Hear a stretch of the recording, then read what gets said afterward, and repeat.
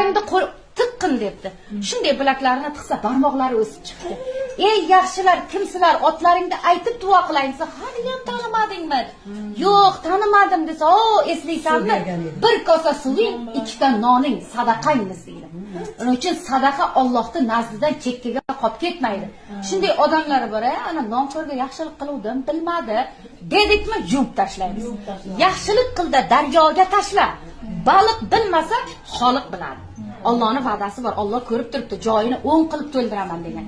Hali bir nima bor-ku, payg'ambarimiz qizlari Hazrati Fatima onamiz bir kun kasal bo'lib qoladi ekanlar, betob bo'lib yotib qoladi ekan, anor yegilari keladi ekan. Hali erlari Ali roziyallohu anhu aytadi ekan, "Xo'jayin, anor yegim kelyapti, betobman" deb. Anor olay desa pullari yo'q. Endi bilamiz, kambag'al yashaganlar shu bozorga borib qamchilarini sotib bir dona anor olib kelayotsa, yo'lda birov yiqilib yotgan bo'ladi. Yiqilib yotgan odam tepib o'tmaymiz. Yoki qo'shnimiz non so'rab kelsa, "Bar yo'q" deb demaylik.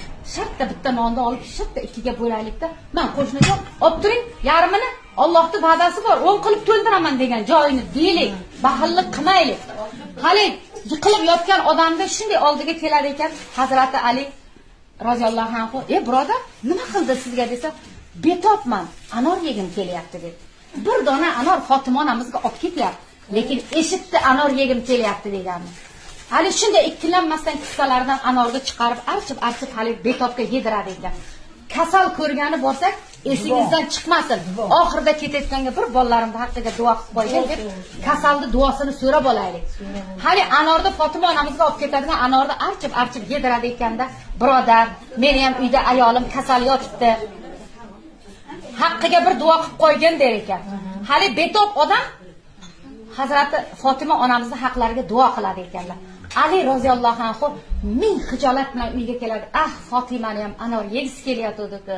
Endi Fatimaga nima deyman?"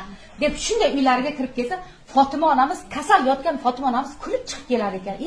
Erlar ko'rib hayron qoladi. "Fatima, siz kasal edingiz-ku" desa, "Bilmadim, Alloh shifo berdi" deb shunday er xotin gaplashib tursa, hali gaplari tugamasdan payg'ambarimiz Muhammad Mustafa sallallohu alayhi vasallam qizlari Fatima onamiz uchun Bilol roziyallohu anhudan patnisga 10 dona anor berib yuborgan bo'ladi. Er xotinda gap tugamasdan shunday Bilol roziyallohu anhu kirib kelar ekan. "Fatima ona, dadangiz sizga anor berib yubordilar" der ekan. Shunda Ali roziyallohu anhu shunday anorni sanasa, anor 9 dona. "Ey Bilol, anor 10 dona bo'lishdi. Qani bir donasi?" dedi. Bilol roziyallohu anhu, "Mana kissamga soluvdim sinash uchun. Qayerdan bildingiz? Men axir endi kelyapman-ku, o'ngpaligini qayerdan bildingiz?" desa,